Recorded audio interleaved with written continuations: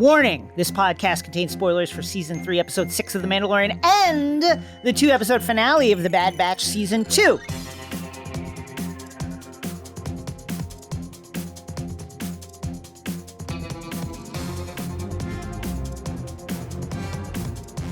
Hello, my name is Jason Concepcion. And I'm Rosie Knight. And welcome to X-Ray Vision, the Crooked Media podcast, where we dive deep into your favorite shows, movies, comics, and pop culture. In this episode, previously on, it's Trailer-mageddon. It's the Blue Beetle trailer. It's the Cross the Spiderverse trailer. It's the Secret Invasion trailer. And we're talking about all of them. In Airlock, it's the Bad Batch Season 2, 2-episode finale. You wanted to hear our thoughts on it. We are giving them to you. And because it's Star Wars all day, every day at the moment, we're doing Season 3, Episode 6 of The Mandalorian. And in the Nerd Out, a Mando Andor theory from Peter. Love that. Coming up previously on. Okay, first up in Trailer-mageddon, let's start with the Blue Beetle trailer. Release date August 18th, 2023. Do we count this as like the first official? I believe James Gunn said this was where it begins here. It begins. Even though Superman, which is, I believe, 2025, and we'll get the Batman 2 that year, is the official first James Gunn, he did say in that big announcement that post The Flash, this is the first kind of soft launch of the of the DCU. And if that is it looks case, great. It looks great. I'm excited for it. Like, it's got a real 90s, like early zeros vibe. He's got superpowers and he's got to deal with them. It's very I love it. It's a classic origin story, the likes of which we really have not seen in a while. No. And it looks really charming. There's a lot of humor to it. I love that moment where he gets the scarab and it kind of jumps on his face and his whole family's just, it's on your face, oh my God, get it off! And the kind of horror elements of the suit. It looks great. I love Sholo from, Cobra Kai. He's so charming. I love to see him in a role like this. I'm glad Warner Brothers was so excited to make it a theatrical instead of shuttering it like Batgirl. Harvey Guillen is in this movie and we don't know who he's playing. I'm hoping he's playing Ted Kord. That would be pretty cool. Because we get to see Jaime outside the Kord building. And I just think this looks like a ton of fun.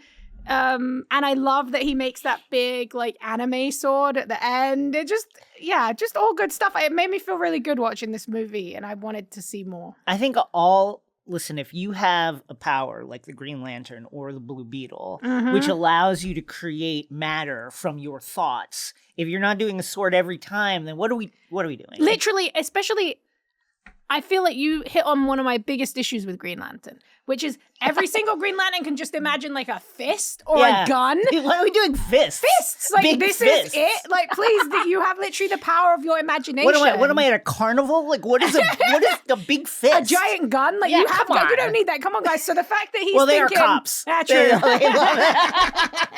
fact that he's thinking outside the box and he's coming up with the giant berserk-style sword, I was a big fan. Just looks great. I can't wait to see it. And I'm very excited at the potential concept that this could be a kind of tone setter for what's to come. Same. And very excited to get into the Gunniverse. And next up, Across the Spiderverse, the sequel to Into the Spiderverse. Release date June 2nd, 2023. I mean, I don't even need to see the trailer. I love the trailer. Of course, I don't even need to see it because I loved Into the Spider-Verse so much. Let's be real, best Spider-Man movie ever made. I think so. One of the greatest comic book movies, period, ever made. And this is going to be fantastic. Yeah, I mean, you've got you've got Ghost Spider, aka, let's be real, Spider-Gwen. Sorry, Marvel. Miles Morales, obviously, Miguel O'Hara, which is really interesting because that's, Spider-Man 2099, who we saw at the end of the movie, who we're now seeing in what seems to be more of an antagonistic role. Yeah. That we saw Peter B. Parker, we saw his baby, Mayday Parker, we saw Spider-Woman, which is Issa Rae. There's Spot, who's going to be the villain, kind of your hilarious, like, unexpected, weird, multiversal villain. There's so many Spider-Man. Pavatir Parker, like the Spider-Man India. Shouts to our good friend Cody Ziegler, Spider-Punk. In the movie. Yeah, I mean, it looks so good. And I kind of love, we didn't really know much about the story before this because I feel like they knew that we didn't really need to. You want to go there. You want to see that experimental animation that basically changed the game. Puss in Boots. It was taken from Spider-Verse. The Bad Guys, taken from Spider-Verse. Mitchell vs. Machine, made by a lot of the same team, obviously taken from Spider-Verse. But I love the idea that what seems to be happening in this movie and what's creating the conflict is the idea that Miles basically has to go through a family loss tragedy. Your parents because have to if die. you don't lose your Uncle Ben, you never become Spider-Man. And I love this idea that Miles is going to go against that, and it's going to cause this potential multiversal collapse. We also get a direct reference to the MCU here. They talk about what happened in, Spider-Man No Way Home. They reference the real Earth designation, not 616, Earth 199999 or whatever it is. So yeah, more multiversal fun, and the animation looks amazing. I can't wait to see, Zig and Justin Mason's Spider-Punk up there, played by Daniel Kaluuya, London icon. Yes. So I'm happy about that. I mean, looks absolutely unbelievable. The kind of trailer you just want to immediately watch again. Actually, both of these, I think, I completely agree. they give you that real good, exciting feeling where you just want to know more. I want to see Mayday Parker. I want to see all the different Peter Parkers. I love, actually, another thing that blew me away in this trailer, when they introduced Ben Reilly, very controversial Spider-Man figure, Ben has been growing on me. Well, they've been doing a lot of Ben work. They've been doing a lot of Ben work lately. Ben, an early clone of Spider-Man who's got his own thing going on, his own problems. A huge reveal was that he had been Spider-Man all along, and it was really controversial. He has this cool, very 90s jean jacket, but when they show him in the trailer, when you pause it, it looks like it's directly 2D out of a comic book. Just the most beautiful, interesting stuff. And so many incredible people worked on this. I can't wait to see it. It looks absolutely brilliant. And then finally, on Disney Plus, Secret Invasion, release date June 21st. First episode of a 6-episode series. We didn't get too much more from this. No. But I'm very excited for it. It feels like a tonal reset, kind of. Obviously, Fury coming back in that kind of Winter Soldier conspiracy, spy Marvel vibe. This trailer dropped kind of concurrently with a big Anthony Breznican Vanity Fair feature. Exclusive photos, That felt very much like, hey guys, don't worry. I know there's been a lot of bad stories about our wares out there lately, but don't worry. These wares are shiny Marvel's again. back. Yeah, it looks very Ultimates, very early phases of Marvel where it's very grounded, spy version, secrecy.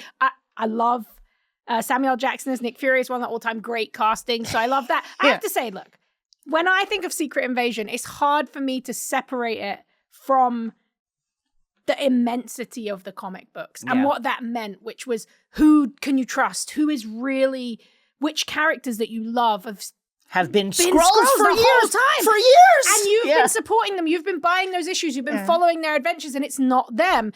I feel like currently what they're showing us is lacking that impact for me. But Feige has always said this will be a more intimate, small-scale espionage thriller. So I'm interested in it. I love that Nick's not wearing the eye patch now. He's living it up. He's showing off the cool, Flerken scar. And I'm sure it's going to be great. I'm seeing a lot of Kobe Smulders, so I'm still sticking by the fact that I truly believe you were correct and that she will be the Skrull that we all know. I will say another thing that I'm hoping to see them subvert here. It does look like we're getting the old classic, there's a radical and it's played by a black actor and they've got really believable good goals, but they're going to blow some people up, so you can't support them. So I'm hoping we get something a little bit different with the Skrulls, but it'll be interesting. Revealed in that Vanity Fair article that Emilia Clarke is playing Talos's daughter. Yeah. And not, Abigail Brand, which I think a lot of people thought. Though, as somebody in our Discord pointed out, she could be Abigail Brand. She could be her anyway. She could be her anyway, right? And also she could be a Skrull in the guise of Abigail Brand. So who knows? But yeah, very interesting. I think there is an immense amount of pressure on this project. Yeah. And I feel like they're behaving in quite a sensible way that has learned from things like, say, Multiverse of Madness, which I loved. But these movies where they made Ant-Man and the Wasp, where they made people feel like it was going to be a groundbreaking, earth-shattering event, and it didn't necessarily live up to that in the way that people expected. I think going low-key with the tone of this and just saying this is just going to be a spy adventure, I think it's smart, and I think it will eventually pay off. I hope that this hits in a more impactful way than the Falcon and the Winter Soldier did for me, which is like one of my least favorite Marvel shows. But the fact that, you have Sam at the center is like, you just know it's going to be a good time. Did anything here change your thoughts about who may or may not be a Skrull? My biggest thought coming out of this was actually that they might not do that at all. I think that they showed I worryingly felt the same way. The Kingsley Ben-Adir character, who's going to be this kind of Skrull rebel leader, it seemed like they were almost doing a Mr. Smith thing with him, where there were multiple versions of him. He was shape-shifting into the same guy. So I don't know if they are going to do the Secret Invasion classic iteration, and instead we're going to see the Skrulls use their shape-shifting stuff in a different way. I think what we are going to see in Secret Invasion is the birth of the Super Skrull. Yes! Okay, let's talk about that. Yeah, I think all the lab stuff that we're seeing is the Skrulls, the extremist sect of the Skrulls who are invading, who are doing the invasion and taking over for various powerful people in Earth's government. I think that they saw the superheroes of Earth and they said, okay, we got to figure that out. Yeah. We have to, like, shapeshifting is cool, but why can't we fly? Why can't I punch somebody super hard? And I think that they are trying to create powers. And I think we're going to see that's who Gravik, Kingsley Ben-Adir is going to be, is the first Super Skrull. I think that's right. Now, that seems kind of strange because the Super Skrulls are so deeply connected to the Fantastic Four in the comics. But I will say, we get a moment with Kingsley Ben-Adir's character, Gravik, where his arms go towards, and it's almost, I felt like it looked quite Reed Richardsy, but as I've seen lots of smart people point out, it looks a lot like Groot's powers. Yeah. Which is kind of this interesting Rudy, idea. there was like the tendrils going out. So I do wonder if maybe this could be connected to Power Broker, if, as some people kind of suggested, Agent 13 was actually a Skrull in disguise. Maybe the Skrulls have been collecting people's powers or the DNA of people who have powers and trying to create this, Super Skrull in a new way. Kang also does exist now. That's a direct lineage to the Fantastic Four. So I think you're right. I think that the Super Skrull may be the kind of super science-y element in this rather grounded space. I'm sad. I want someone big to be a Skrull. Me too! No. Let's be real. There's 6 episodes. Yeah. This is the MCU. There could be a shocking surprise. If we just look at the cast, right? So you got Everett K. Ross. Definitely could be a Skrull. I mean, he's a CIA absolutely guy, could be a Skrull. But it's not that huge impact. Yeah. I wonder, if we look at who's actually in this, we know that Rhodey is going to be in this movie. That would be, I think, the only person that they could have that gut punch impact. But that would also probably take away from whatever he's trying to do with Armor Wars, which I assume they will try to tie into this Kree-Skrull War, the way things are going. Rhodey actually died after the airport fight in Germany. See, I'm telling you, now that's the kind of shit where people would be losing their mind. But there is, throughout Skrull history and the way that Skrull shapeshifts, there are people who spend time among humans and become allied with them. And we've kind of already got that a little bit with Talos, so that wasn't in a shape-shifting form. But I think that looking at the cast, it really either is going to be a big surprise and a character that we're not expecting. I'm still going for Hawkeye. I truly believe that makes the most sense. That would be so good. But I think if we're looking at the people who play a major role in this, Rhodey seems like a high contender. And you're right. How did he come back to life after that? He hit pretty hard. He hit pretty hard as far as I'm concerned. I mean, I suppose the other thing now, don't get too excited, because I definitely have had a tendency in the past to come up with cool ideas that they would never do, and then people be upset that they don't do them. But, Tony actually survived the snap and comes back in this form, and then he's actually a Skrull, and you have that be a large part of Armor Wars, is Rhodey trying to convince people it's not really Tony. That would be very, very cool, and I think would kind of blow people away. That would be freaking amazing. All right, up next, The Bad Batch and The Mandalorian, as we step out of the airlock. We're stepping out of the airlock and into the 2-part finale of season 2 of The Bad Batch, now streaming on Disney+. And what a way to end a season. Whew. There's a lot of Clone Wars vibe to, obviously it's the same time period for The Bad Batch, but I'm talking about like the number of episodes and the kind of up and down nature of it, but like a really strong closing to this season that started very strong also. Episode 15, The Summit. And episode 16, Plan 99. It's 66 upside down. Dun, dun, dun. And I have a lot of thoughts, but in lieu of a recap, it basically all revolves around an attempt to locate Crosshair and to rescue the clones who are being held by Dr. Hemlock, who's doing something that we don't know. And all of that results in the unfortunate death of our good friend Tech. Sacrifice. I think truly sad sacrifice. We will always have the Tech turn. That will live forever. We can talk about whether he's really dead. But I have a bunch of thoughts. And first among them, we gotta let Saw Gerrera cook, you guys. Oh my gosh, every time we've been saying this man is always right. He's right again. Always right. Every single time. I feel like that is either going to pay off at some point, or this is just one of the few places where this part of Star Wars storytelling fails, because he is not wrong. He is right every time. In this moment, he is talking about stopping the creation of the Death Star. Correct. Right. So the Bad Batch is, they're on the ground. They've invaded this Imperial facility. There's this huge fucking firefight, and they happen to run into Saw Gerrera, who's also there, and is like, hey, while you guys are here, what I'm here to do is blow up the Imperial leadership that's all here. We got Grand Moff Tarkin is here. We got Orson Krennic here. We got Dr. Hemlock here. We got a lot of movers and shakers here. I'm going to blow up this whole facility. And then, the Bad Batch is like, well, that's short-sighted because you can actually, there's a lot of clones here and we're trying to rescue the clones. And actually, if you do that, then, all this short-sighted violence will pay off in the medium and long term because you'll be able to draw more support to you to do whatever it is you're doing. There isn't even a rebellion yet.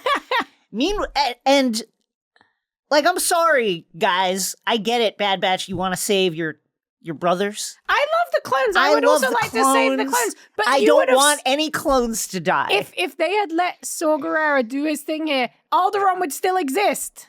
It would have at least been the destruction would have been delayed. I think we could have said. I think we could say that. Listen, I've seen other places say, well, they just would have replaced Tarkin and Krennic. Sure, but with Krennic was an idiot, and so maybe they would have got a better person. But Grand Moff Tarkin was really good at his job. I think it would have even if they would have been replaced, who fucking cares? Let's think about it. Orson Krennic, he is the one who was keeping tabs on Jyn Erso's dad, who was the one they actually needed to build the Death Star. We get these big references here to the original trilogy. You get this Project Stardust, which we know is them talking about the creation of the Death Star. We get this huge kind of monumental, it's been revealing itself over time, but there's two big things that we learn here. One is that this has really been a season about how the stormtroopers came to replace the clone troopers. The rise of the stormtroopers. Which is huge, and doing exactly what we love about these animated series, which is expanding on moments that we're not 100% aware of every nuance that happened in canon. And of course, the proto-cloning that we know will end up going towards the sequel Dr. Hemlock trilogy. Would not be surprised if Gideon is... Baby Gideon, young Gideon, got his start working for Dr. Hemlock in some form or fashion here. Yeah, it's very interesting stuff, but I definitely was also overwhelmed by the Saw was right. Come on. Again, guys. every time. I get it. I really do get it. But and yes, it's there'd be some. Unfortunately, people would die in this. But what are we doing? Are we trying to score to bowl a perfect game against the Empire, or do you actually want to fight? Because a lot of the big names are here. Let Saw do his fucking thing. I'm sorry that some other Imperial people would die. If he wants to do the dirty work. Yeah. Let's be real. That's, I think, is one of the funniest conundrums of these stories, which we love so much, and they add all this great context. When you spend more time with these characters and you have more nuance to the stories, it suddenly becomes a lot more complex than, well, you just blow up the Death Star because you blow up the Death Star, ends the Empire, great, well done. But then you get those conversations of, well, what about all the people who worked on the Death Star who weren't actually... there by choice, or who were Imperial grunts who were groomed. It's that same thing. But in this moment, I do feel like more good than harm would have been done if they let Saw do this. Listen, if you go by Cody's philosophy, Cody would have said at the Battle of Yavin, well, we have to evacuate all the people that are on the Death Star that maybe don't want to do this. They're working, it's just a job, or there might be some clones on there. Can't we evacuate the... Yeah, I get it. Sure. But... Do you think this is like Dave Filoni punishing us for all those conversations we had about the Death Star? He's like, you are Cody now. Like, this is what you've all been doing this whole time. I think Cody, I understand Cody's rationale here, and I get it. And nobody really knows, even though they're all talking about the Death Star, nobody really knows what they're working on. Yeah, no one knows what Project Stardust is. Yeah, the Death Star doesn't exist in any way that they understand. So they couldn't have known. Yeah. And so based on the information they have, they made an absolutely reasonable call to be like, hey, Saw, don't. That said, I just want to acknowledge once again, Saw was right. He was right again. He was absolutely right. He was right again. He was right again, and his main problem is that he was right way before anybody else could even guess what was going on. Yeah. And so therefore he seems like a radical when in reality he's just like 18 years early or whatever it is. If you compare the actions that Saw takes that people think are so violent and radical, they are absolutely equivalent to the things that Luke does. Yeah. You know, it's like...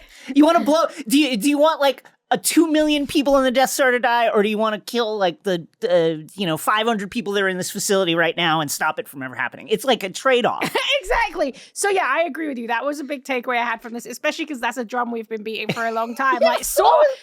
Also, can I just say that the last time we saw Saw and we were talking about how he was right, he was actually the one arguing about protecting his people. Yeah. So this is not some one-sided thing where he just wants to kill people. He is a complex, nuanced man, just like everyone else. But of course, this is the clone show. Yeah. So they're on a mission to save the clones. And I love that because I do want to save as many clones as possible. And I think that the overall conversation about that has always been inherent with the clones, identity, a personal identity. What does it mean to be an individual when you have been created from the DNA of one person and you look just like all these others? I think that is really fascinating. The Bad Batch within that idea is really interesting in and of itself because they are the ones, Tech says that thing right before he dies, when have we ever followed orders, unlike the rest of the clones, and I think that is that idea, individualism within like a larger kind of monolithic group is really interesting. And I love exploring that here.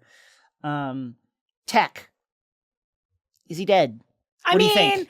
I feel like the answer is no, just because of what we've seen in the past with the way that they treat like a clone who dies or goes missing and they have that big surprising comeback. So my hope would be no, but it had such a big impact on Omega that I think this one might stick. I think it might stick too. And I think you don't do the slow-mo fall. Yeah, that's true. That's a classic. Unless you're gonna mean it. Yeah. You can't like rewind the slow-mo fall. It has a context and an impact.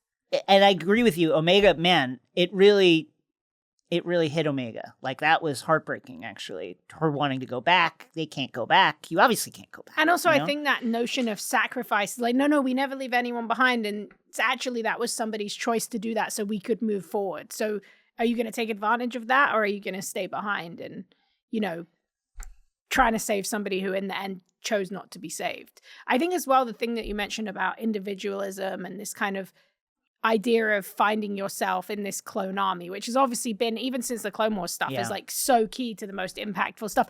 We learn that is at the heart of why the clone troopers end up becoming irrelevant for what the Empire needs them and why the stormtroopers come through, because they realize, actually, you can't just clone people and expect them to all behave exactly the same way. There's actually this breakout of human spirit, basically, people who will go against the grain, and it's not just the Bad Batch. There are other clones who've done that. So I thought that was really interesting, and obviously kind of what we all thought, because with the stormtroopers, you're essentially trying to create an army of people who would never question you.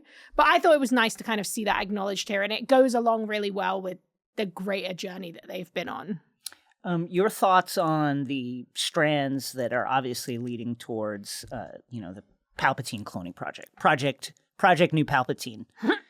Well, I will say we were right, because I do think it is no coincidence that in The Mandalorian and in this, we now have what are essentially threads here to, let's say, expand on rather than fix, no matter what our feelings are about Rise of Skywalker. Right. It does feel like Filoni is once again using this as a space to kind of embroider more detail and more context. Yeah. Because as we know, even Oscar Isaac was tired when he said it. Somehow Palpatine returned. Here's the somehow. It feels like we're getting it here. We're definitely getting it in The Mandalorian. I like that idea that maybe there's some connection to Gideon, even a Gideon mentor who worked for Hemlock or something. That seems like where we're going. I'm very interested to know how that all comes together, because this is very different to when the Clone Wars was on air and they were rebuilding. That was not a time when we had Star Wars live action TV. It was not a time when there was so much cohesion between these different branches of Lucasfilm.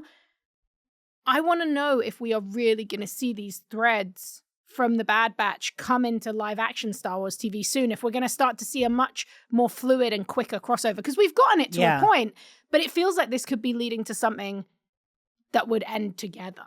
You know what's really interesting is one of the kind of driving themes of the Clone Wars is the Jedi missed it, right? They missed the rise of Palpatine. He's right there. He's like 2.5 blocks over from the Jedi Temple. He's literally chilling with people that you know. They can't, Yoda can't feel his presence. They have multiple face-to-face meetings with the guy. Yeah. They just think he's just chilling, just some guy chilling. And it really feels like, man, they were so close and they just missed it. And now with the Bad Batch, with the Mandalorian, you've got the new kind of thing that everybody missed is Palpatine's coming back. The cloning drive to recreate more Palpatine so Palpatine can, be our villain in perpetuity. And it's really interesting now to see this kind of feeling developing again where, Captain Teva is really the only one who's like, I think there's something going on with cloning, you guys, and some kind of issue around the Outer Rim and Navarro. Like, what's going on? It feels again, although much less pointed, but still feels again like, hey, there's something going on with cloning. Who is gonna catch on? Yeah, and it's anyone. It's interesting to see that in a more of a real time, rather than something that's retroactively added. Like we saw this sequel trilogy reveal that Palpatine came back, and now just a few years later, we're starting to see, oh, they missed it again. Yeah. Like this wasn't some super secretive, out of rim, nobody knew about it situation. This was going on under their noses while the original Palpatine was still alive. The animation style is incredible. This is the action in this was unbelievable. There's some really great like one shots where, in particular, where the Bad Batch is like fighting through the facility and they like punch this stormtrooper multiple times, and then the camera like flips so you can follow them running down the hall. It was freaking great. And by the way, I think this is the best the stormtroopers have ever done in a fight. They look good. They did well. Yeah, this is not your, 4 generations down stormtrooper missing everything with a blaster. Also, I feel you. I feel like there's a great anime influence on this in the way that they're using cameras as if they're shooting live action, but you're doing animation. And I love to see, when Clone Wars came out, there was just so much hate for that art style. And it didn't help that they did that short Clone Wars with Gendy, who's obviously such an iconic animator. I think still, that one. Yeah, that one first. And so that sets this tone, and then you go to this full CG and people have that struggle to connect with it. And then Rebels, you have that different style. It's really nice to see the Bad Batch keep the spirit of Clone Wars alive, but just look so fucking good. Like, this has Disney Plus money. Do you know what I mean? Yeah. Like, it feels like anyone can sit down and appreciate this as a prestige TV show, even though it's animation, which is a really hard bridge to cross. And I feel like this is a really important show to watch if you love Star Wars. It feels vital. I agree. And it just looks great. It looks really great. Your thoughts on the Omega meeting Adult Omega? Shocking twist. And where were they? I know, it was very cool. I see pyramids and I was like, is that Yavin? I don't know, but like that is obviously feels pretty huge. And the idea that we always knew that there might be more Omegas out there, but the fact that there definitely is one feels really huge. Yeah, we always knew that Omega was basically like the next kind of generation of clone. Yeah. This enhanced kind of clone, potentially. People were wondering if she was Force sensitive. I was very interested to wonder that, basically I was wondering that exact same thing where the Commonian stuff has been demolished. Yeah. So where are they? Where is this intense black pyramid with a kind of in a jungle with another pyramid kind of floating on top of it almost? It looks so cool. And I really think it seems to me that essentially there's probably going to be like a female version of the Bad Batch that would come out of these that could come out of these Omega clones that Omega would lead. That's how it feels to me at the end. Really strong ending to the season once again. Shouts to my guy Saw Gerrera. You saw it. No, you won't get the respect you deserve, but you saw it. Up next, The Mandalorian. The Mandalorian, Season 3, Episode 6, titled Chapter 22, Guns for Hire, directed by Bryce Dallas Howard, in her bag. The icon. She's back again, just in her bag. When will she get the Star Wars movie she deserves? We've all been asking for it for so long. All the way in her bag, written by Jon Favreau.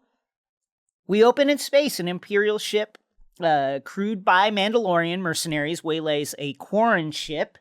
The Mandalorian captain, Axe Woves, we've met him before, has been hired by some noble Mon Calamari family to retrieve their love-struck prince son.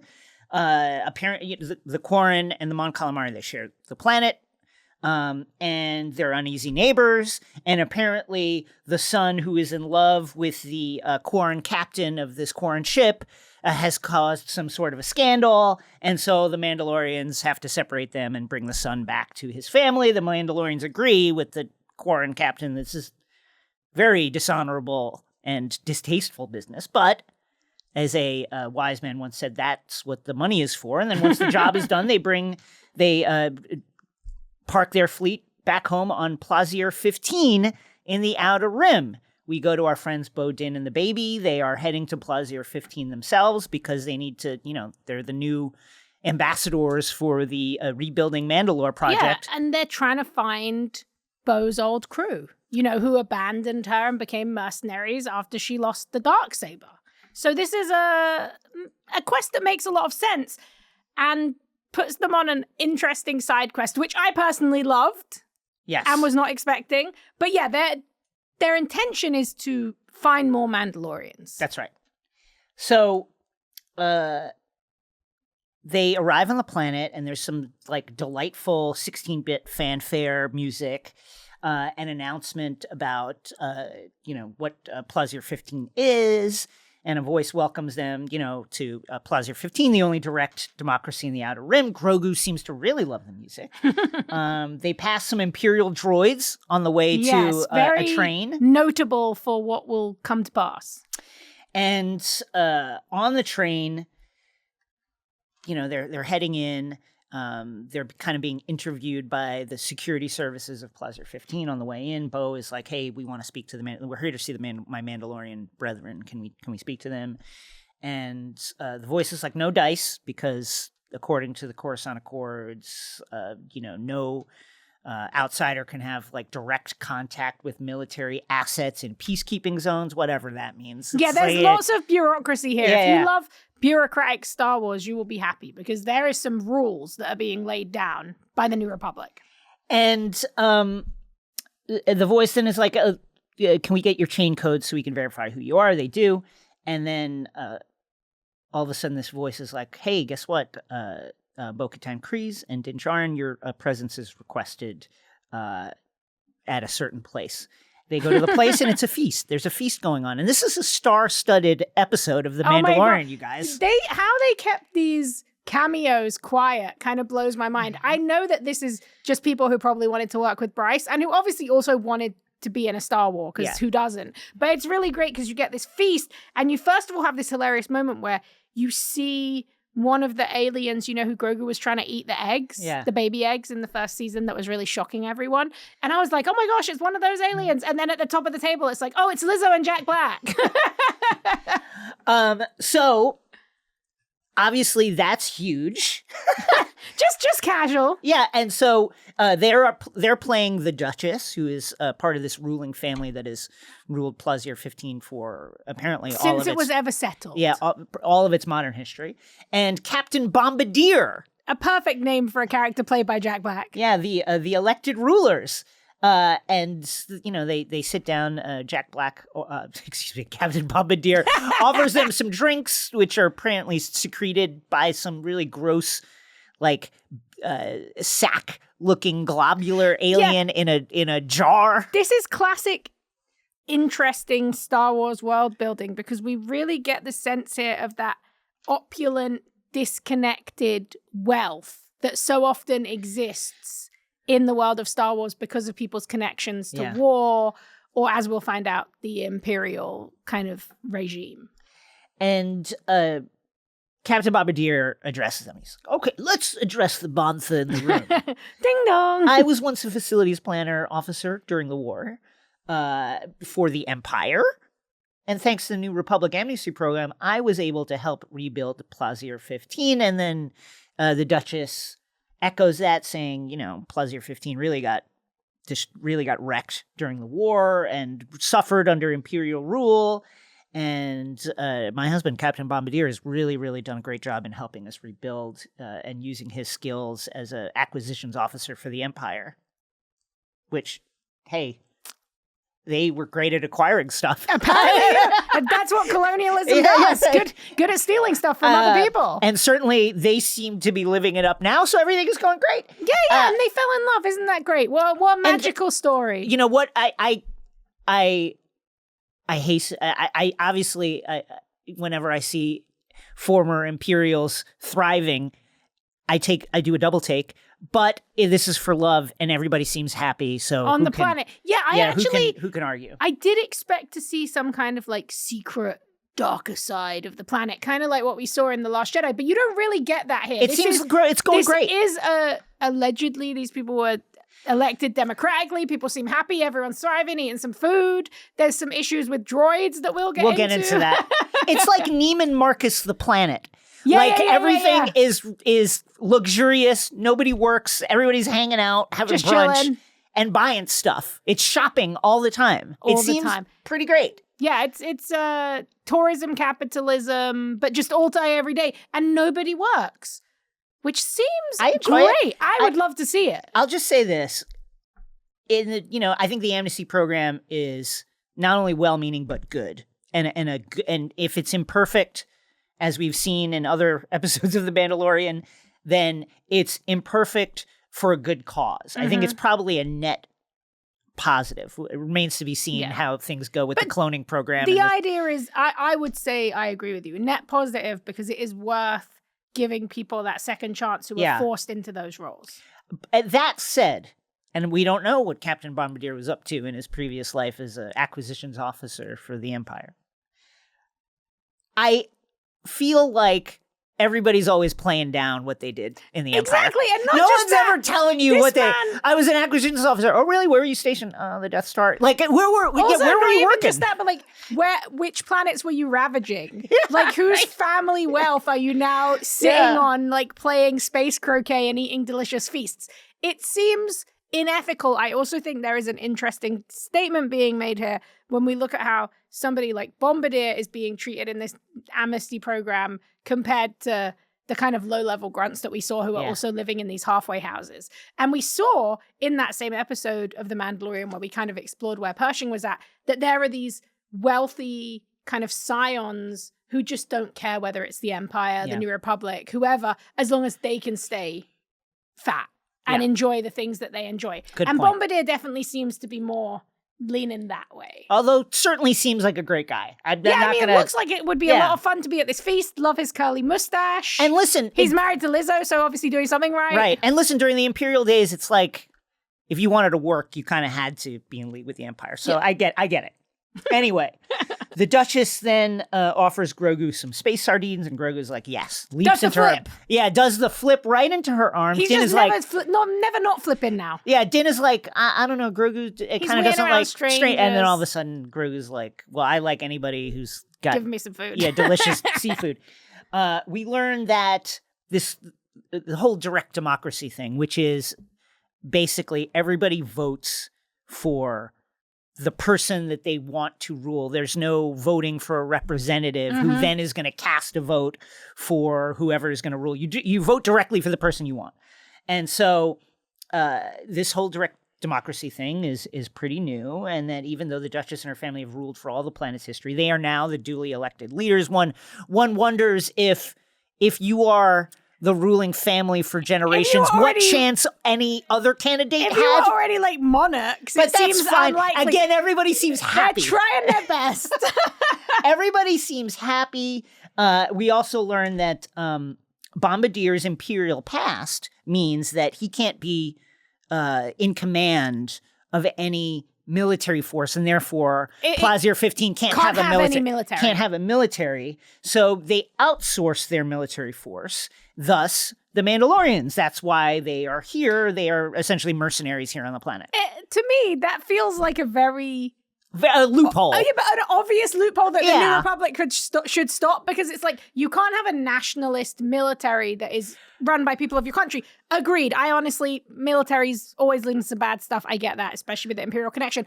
But just hiring random mercenaries who you pay to commit war crimes, doesn't seem much better.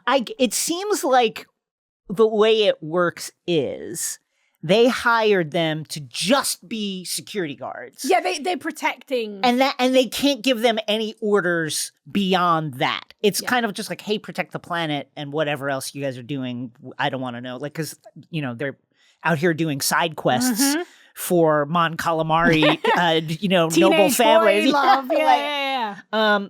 So Bo is like, well, I'd like to meet with these Mandalorians. I have to talk with them about some very urgent business, and the royal couple's like, that's a great idea, but we have some things that we'd like you to take care of first. We're having issues with our droid workforce, they say. We have a lot of droids here, including separatist battle droids, former separatist battle droids that have been reconditioned for regular blue collar work, and they're acting up. They're either refusing to work or deleting tasks, and it all seemed at first to be kind of innocent, but now there's been some violence involved, some assaults. People have been injured, and it's becoming more serious. Can Bo and Din look into it? And Bo is like, the Mandalorians, they can just take care of that. Yeah, no problem. You can give them an order. You can tell them that. Why would we have to do it? But, again, the charter of Plaisir 15 stipulates that no kind of armed forces can enter the city. But there's another loophole because of the multicultural society that they are building here, respects the cultures of the people that are there, which is a wonderful thing. Bo and Din can therefore come armed into the city because their weaponry, their armor is intrinsic to their culture, and therefore it's fine. So as you can see, this was a very cynical invitation. They knew that this would be useful to them. Yes.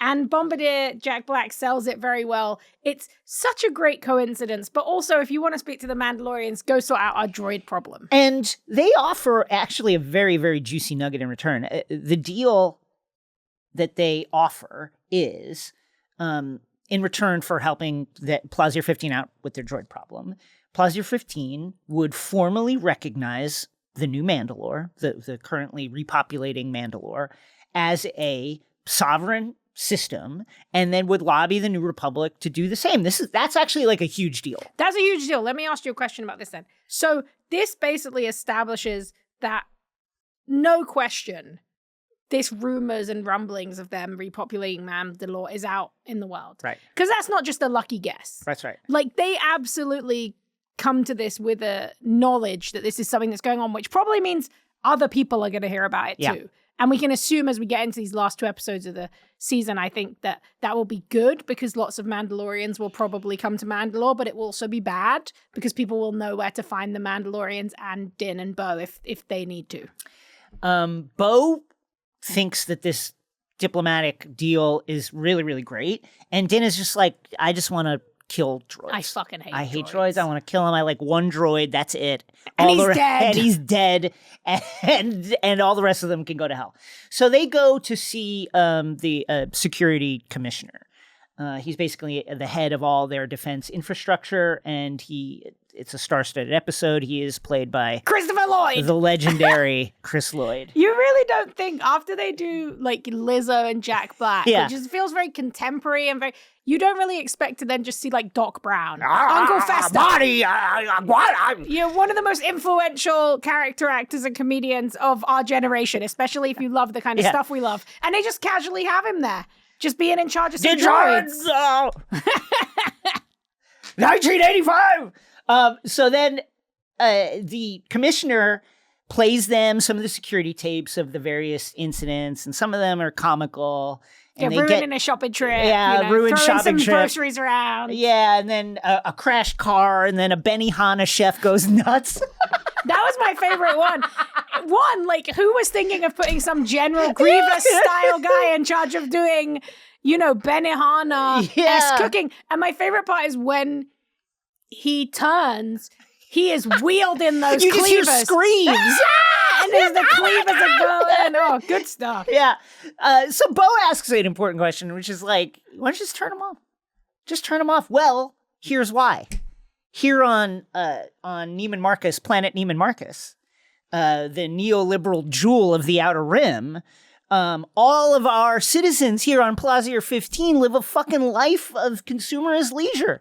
They don't lift a finger. The droids do everything. Seems like a problem. Just saying. Look, I feel like there's some moral and ethical issues here. We can get into it because there are some obvious issues that come to the surface, or at least the subtextual service in this episode. And, essentially the commissioner's like, listen, people don't want to work anymore. And honestly, fair. I do relate and to if you turn the droids off, they're going to have to go to work. They're going to have to work as Benihana chefs. They're going to have to work as drivers. They're going to have to do shopping. They're going to have to carry people's... They're going to have to do space Grubhub. Yeah, they're going to have to carry the fucking Captain Bombardier's like groceries to his house. And they're not going to want to do that, and society would collapse. And they're like, okay, Bo and Din are like, fine. And it's a very big red button that he claims will turn them all off. Extremely ominous button. I feel like there would be a more sensible way to do that. And we will find out later the button is ominous. Yeah. So Bo and Din go and see the other people that do manual labor, skilled labor here in Plaza 15, and it's the Ugnaughts, the mechanics who basically keep everything running, keep all the droids running, and do a bunch of the other kind of maintenance work around here. Din knows how to talk to them, and he manages to get some information out of them over drinks. The Ugnaughts insist the droids are not malfunctioning because Ugnaughts are very particular about their work. And to say that is like an insult. It's an insult because you're saying Ugnaught work is not good, because why else would these droids be malfunctioning? And we get a great moment here where Bo, as the princess, she doesn't know how to talk to normal people. She doesn't know how to talk to Ugnaughts who value their skilled Captain labor. Bombardier and the Duchess, she feels very at home. Fine. They're calling her princess. Yes, she's like, wow, this is great. But we actually get to see Din showcasing his talent with people, showing how worldly he is. The common touch. The common touch. He's a man of the people, like Logan Roy, standing on those pieces of paper. That's right. And so he managed to get some information out of them. And that information is the location of the droids that have malfunctioned in the past. Mm-hmm. So detectives Kryze and Djarin head to a spaceport loading dock. This is where they've been sent. And the manager droid says, hey, how are you? Don't worry, all our certifications are up to date and all these droids are above board. Roger, roger. No need for the police here. You can be on your way. Can I see your warrant? And Din Djarin then goes into his good cop, bad cop, which is all bad cop Only routine. Bad cop.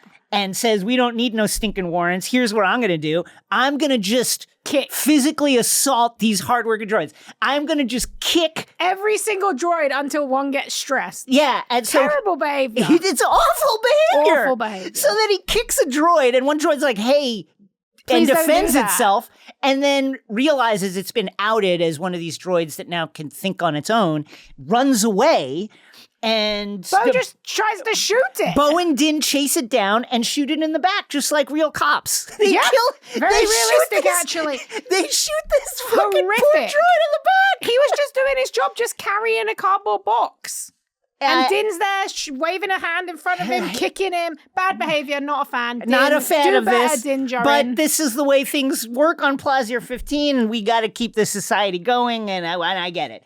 Bo finds a spark pad on the droid's carcass, and it leads them to a droid bar, the Resistor, and it's a lively place. You know, lots of happy droids enjoying some R&R, and all of that grounds to a halt as soon as Bo and Din walk in. They got big snitch energy. Like, you know that is a problem when they walk in. I don't think they get many of our kind here, Din says. No shit.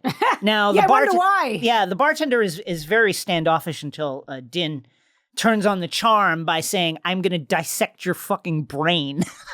And pulls out a little electronic taser. Like a cattle prod. He's like, I'm going to cattle prod you, and then I'm going to cut your head off, and then I'm going to disassemble I'll just take your memory card out and melt it so I can find out your secrets. This man has problems. He needs to go to armor therapy. Go talk about Beskar. If you love Beskar so much, how about you treat some metal droids nicer? Not exactly, clothing this mission in honor here. We're just the Mandalorians are struggling with the nakedly threatening these mechanical life forms that are sentient. Let's be real. It's not cool. It's not okay. But be that as it may, they do manage to get some information out of the bartender. The bartender offers that, and this is actually a wonderful moment where we get to understand the kind of texture and fabric of this droid community. He says, listen, the droid community here is just as concerned about these incidents as anyone else. We have a lot of older models here that would have been decommissioned and scrapped anywhere else in the galaxy, but here they've found a place where they can still work and be of use. And if public opinion turns against droids because of all the things going on here, then they're going to be out of a home and probably potentially scrapped. And the bartender then says, we want to help humans. Human life's, it says, quote, human life is so short, organics created us. It's the least we can do. And all the droids are like, yes! Don't kill us, please! Please don't kill us, you crazy Mandalorian! Look how much we love humans! We love carrying their groceries! Please don't kill us! I want to cook for them! I want to chop up vegetables on a hot plate! I want to do it, please! Don't let them scrap us, Din Djarin. You can kick me in the thigh all you want. So Bo and Din then trace the issue from this using this the information from this bartender to tainted nepenthe, which is this kind of droid lubricant that droids drink, but it also acts as a delivery system for new code, which is very cool. Right? It's really really cool. Basically, it reprograms them as they drink it, and the idea is to patch the software to keep them in this kind of and it's new a delicious reprogrammed drink. state, and it's delectable.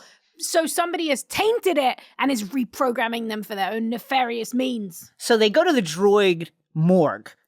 R.I.P. to those droids. R.I.P. to the droids in the droid morgue. And Bo and Din go there, and they have the kind of mortician take some of the liquid that is in this droid who has fell victim to whatever is in the nepenthe. And it's, by the way, it is either a B2 that has malfunctioned or it's the one they just recently killed.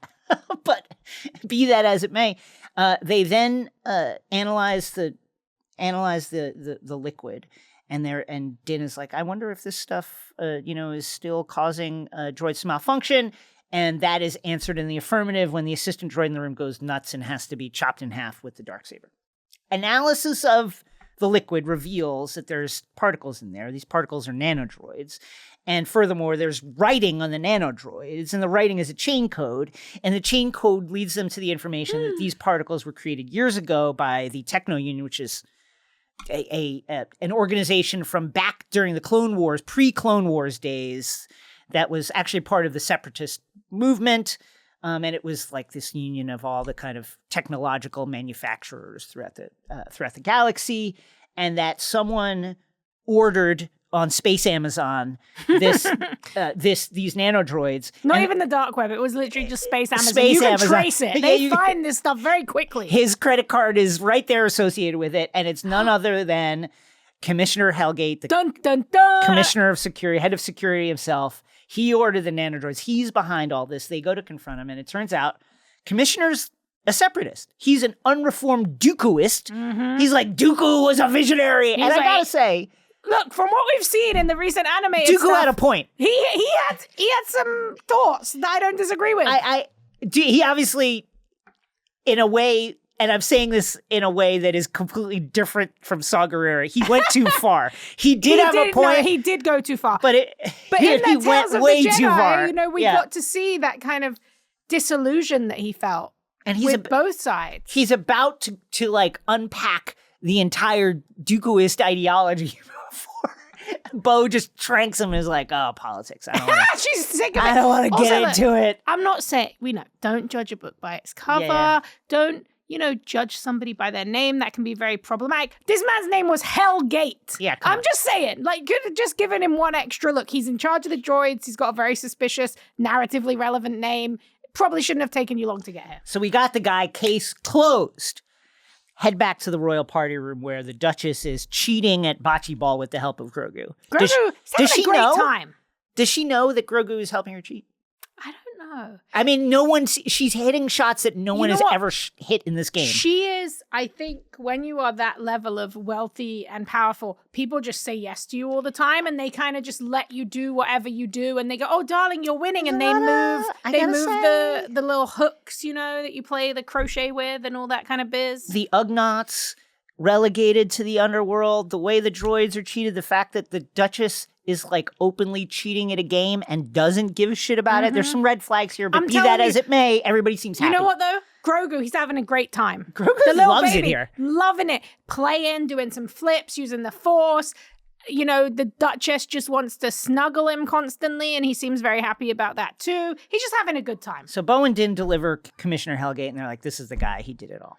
The Duchess offers Hellgate the same compassion that the planet and its society has showed her husband, Captain Bombardier, former member of the dreaded Empire. And, can the Commissioner do the same? Can the Commissioner forgive Captain Bombardier for his Imperial past and the things that they've done? And he's like, I don't know. Maybe. Maybe I'll get there. I'm an old man. I don't know. And so they're like, okay, well, until you figure it out, you're in exile. You're going to the moon. All right, Inhumans, off you go and live on the moon. Bye-bye. So Bo and Din get their audience with Axe Woves, and they also get the key to Plazir 15, which is a huge key. It's huge. Huge key. Ridiculous. On the ride over, Bo is kind of worried because obviously her and Axe had this falling out, and Axe and his people don't really respect her because she didn't win the Darksaber in the time-honored way. And Din says, listen, whatever you decide, I will support you, which is wonderful. They find the Mandalorians drinking space coffee by their ships, just hanging out. I've come to reclaim my fleet, Bo says, and Axe is like, well, I like it, and I'm not giving it up. Then I challenge you, one warrior to another, and it's on like Alderaan. Great fight. Yeah. And Bo wins. But that doesn't change the fact, in Axe's eyes and the eyes of all the people that follow him, that she can't lead because she doesn't wield the Darksaber. And then Din is like, whoa, whoa, whoa, whoa, whoa, whoa. Like Matlock. Like Columbo. Hold on. I have some information here that you might be interested in, legally speaking. Now, officially, I think you could argue that I am just holding the Darksaber for Bo because when I was on Mandalore exploring it for a very short period of time before I got mollywopped by a spider or whatever it was, I lost the Darksaber to the aforementioned spider guy. Bo saved my life, killed the spider. Therefore, by the transitive law of the Darksaber, which is otherwise the space addendum to Elder Wand law, is it not true that Bo is the rightful owner of the Darksaber? Axe Wolves, what say you? And Axe is like, you got me. He's like, you're right. Because Din's like, did she not defeat the one who defeated me? And it's true. And I would just like to say, we pointed this out on that yes, very we episode. did. We were right. And not only us, we had a listener who 8 days ago, Brian emailed us and said he believed this would be the way things played out. And Brian was right. And we were right. Shouts to you, Brian. Shouts to you, Brian. Like Saw Gerrera, you see the truth. So Bo has it, baby. The Darksaber's back. And thank God, honestly, because let's be real. Yeah. Din was like, he was not doing it. He needed more time. He did not know how to wield it. It was still very heavy to him. He did not have the connection. And Bo was just looking light, fresh, like it was made for her. He was going to hurt his back every time he pulled that thing out. He might have killed the baby. It was looking bad. It was looking dangerous. This was the best option. And I also love that really, I think they just wanted Bo to be their leader. Because it's very convoluted. Did she really win it in combat? I don't know if you could argue that, but she defeated, and they're just like, cool. Okay. Sounds good. Hey, we got the fleet back. We got the old Imperial ships back. This is a wonderful episode. This show continues to look great. It feels like all of Disney's budget is going to this show. Every time I watch it, I'm like, it looks so much better. Whatever ILM is doing over there, please do that for those MCU movies that aren't connecting as well with people, because these worlds feel so lived in. The fights are so brilliant. The creature work is so fantastic. We get so much of that fun stuff. The costuming, even the Duchess's outfit that's kind of this brilliant practical dress, but behind her is this kind of holographic flower. There's just so much fun to be had. I with would visuals. love to know how the foot race with the unfortunate B2 battle droid that then gets dishonorably gunned down from behind, because the movement was like really human-like. I wonder if it was mocap or what it was. It looked like a mix of practical and it made it hit even harder. It looked really, really, really cool. And I think this was like my favorite, by far, my favorite cold open of the season, and maybe my favorite cold open. The cold open all is of so the Mandalorian. Good. It starts off feeling like it's a mini story. It is, and it feels like it's going to be this kind of dry, bureaucratic Star Wars conversation, which we're so used to and we kind of rag on, but we also enjoy. But it actually was this beautiful, funny Romeo and Juliet story, and I want to read the inevitable A Certain Point of View story about it. I want to read the novella that somebody is going to write about those two, because you do believe that they will see each other again, and I love that also. It does so much to establish where these Mandalorian mercenaries are at, because she says, like, I thought you were honorable. Yeah. And she says, well, we are for a few credits. And it's like, and that's the real truth about where the Mandalorians are at now. What, so we're, how many? 2 episodes Two episodes left. Feels like there's more Mandalorians to join the fold. Still time for us to see Sabine. And then last episode surely is going to be the assault on Mandalore, maybe a 2-parter. I think that my gut says you're back with Rick Fumiyawa, who directed the opening, who's so great. Those are the last 2 episodes. I feel like this is going to be your big action story. You've had that Jon Favreau, Dave Filoni style serialized storytelling, lots of side quests, lots of bottle episodes. I love that kind of stuff. I think it's really fun. But I think people do want this big, chunky 2-parter that's going to reestablish where we find the Mandalorians. Question. After seeing what Axe and his people have been up to, it's one could only assume, listen, Mandalorians need work too. When we first meet Din, he's a bounty hunter. Yeah. Like, this is what Mandalorians do, is they live by their blasters. And so it absolutely makes sense that they would go out across the galaxy, hired out as mercenaries, privateers, what have you, bodyguards, what bounty hunters. It kind of does leave the door open then for some splinter group of Mandalorians to maybe have been hired to either capture Gideon or move him from somewhere. Or who follow Gideon. Like, it could... I thought that was an obvious frame up. Me too. And it may be. I think it probably is. I think the Beskar to me is too obvious. It's too obvious. But they could... I think you raise a good point. I think there's a large chance that there could be a splinter group who either follow Gideon, who have some kind of belief that he is still the rightful holder of the Darksaber, or who want to punish him for his crimes. Because so much of this, the kind of emotional weight of this season, particularly with Bo, has been about. No more Mandalorians fighting Mandalorians. This is what and she says that today when she said fights Axe. This is what led us to this place. All the tragedies that happened during the Clone Wars. Mandalorian society ripped apart. One side of the debate living on the moon of Concordia, the rest of us trying to make a go of it on Mandalore. Like, that didn't work. And it feels like this has been so much about, like, bringing the tribe back together. But I do wonder if that means we're going to see Mandalorians fighting Mandalorians. I was going to say, imagine if the power of, like, Gideon stepping off of a ship with like a new Death Watch like, or something, what are we going to with do? the Mandalorians behind him, that would be huge. And also gives an option for those Mandalorians to still be welcomed into the fold and perhaps turn. So I think I love the frame up. I think it feels like a frame up and I still stick by it, but I am 60-40 that there could be this spin-off kind of secondary splinter group of Mandalorians. It makes sense, like you said, with the themes. Also, I need to know, are these final 2 episodes going to be an hour long each? It feels like they need to be chunky. It feels like there's still a lot to kind of tie up here. And also to establish what we should expect to see from the future seasons that are inevitably coming.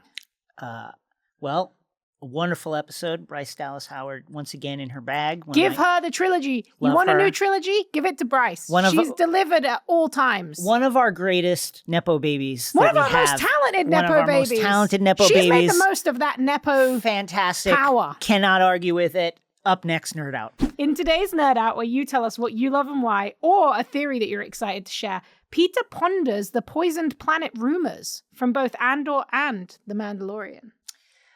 Peter writes, quote, "I'm curious if the planet is poisoned rumors warnings on both Kenari and Mandalore are inherent parallels or thematic Empire propaganda. In both shows, characters make it on and off the planets without dying despite the threat. I haven't seen this addressed and can't decide if I'm overthinking this or if this is an overarching storyline." I think there's something to it. I love that. I think there's something to it. Think about it. We see these planets that have indigenous populations that are culturally connected to the planets, whose planets are raided, and then these rumors are spread about this idea of, oh, they're poisoned, you can't go back, you have to start again. That works for almost every level of imperial society. Not only does it eradicate an indigenous population and spread them out, but it also works. You need workers on Coruscant. You need workers in these places. You need to push people into the urban sprawl of the galaxy to keep the cities moving. I believe that this was not the last that we'll see. I hadn't actually thought about that, but as soon as Peter said it, I think that just makes so much sense. Yeah, I agree. And I also think it makes sense from a kind of an economic point of view. It's just cheaper. Exactly. It's just cheaper. Of course, you could poison the entire planet. That would take a lot of radiation and a lot of bombs and a lot of, chemical weapons if that's what you want to do. Or you just tell everybody that it's poisoned. And the fact that you had already attacked it, it looks terrible, it looks broken down, people don't live there. Those rumors spread and then people become scared to go back, like what happened with Mandalore. I like this idea, and it seems like something that a space empire, it just makes sense that you would do it this Especially way. We know that propaganda and branding is such a big part of the empire. Yeah. It makes sense that would go down to economic policy too. I completely agree. Peter, absolutely great question. Great idea. Great nerd out. If you have theories or passions you want to share, hit us up at xray@crooked.com. Instructions are in the show notes. All right, that's it for us. Rosie, plugs. Plugs. You can read my work. You go to my website, rosieknight.com. It links to lots of my work at all different places. IGN, Den of Geek, Nerdist, Polygon, all those kind of cool places. I have a newsletter where I'm recommending cool books. It's called Rosie Recommends. You can find that on Substack. And obviously here, twice a week. Yeah, watch Primo, May 19th on Amazon Freebie. Good. It's very good. From the mind of Mike Shore and 4-time New York Times bestseller Shea Serrano. Primo, a heartwarming family single camera sitcom, only on Amazon Freebie on May 19th. And of course, catch the next episode of X-Ray Vision, Wednesday, April 12th, for more Yellow Jackets and Succession. And in case you somehow have forgotten, let us remind you, we are bringing you 2 episodes. Let's go. 2. And you can watch them twice a week on YouTube, where you can now see full episodes. Sometimes we're here, sometimes we're on Zoom. It's very cool. Never know what to expect. You can also follow us at XRVPod on Twitter and check out our Discord, where you can meet loads of cool people who love all the same stuff as us. And me and Jason are even in there sometimes. 5-star ratings. We need them. We got to have them. You got to send them to us. Here's one from Lars665-42488.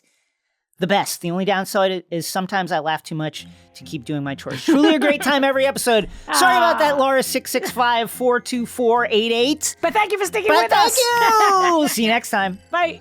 Hey, Mike. This is Don from Marine. Yeah, I just want to talk about the droids of Plaza 15 today, Mike. You know, listen, I get it. It's working for everybody. The system there is working for everybody.